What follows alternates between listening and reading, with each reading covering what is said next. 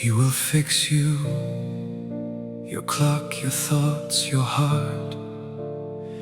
He will understand immediately that everything is high quality, so don't give up.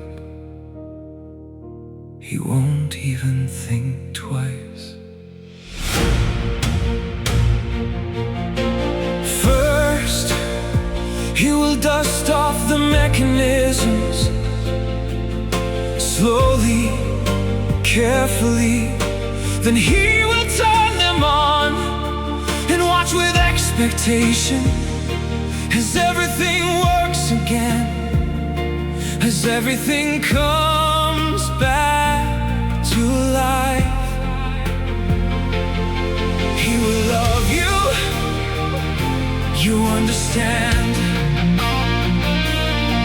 He will love you, broken, shattered, having lost faith in miracles. He will love you in a way that no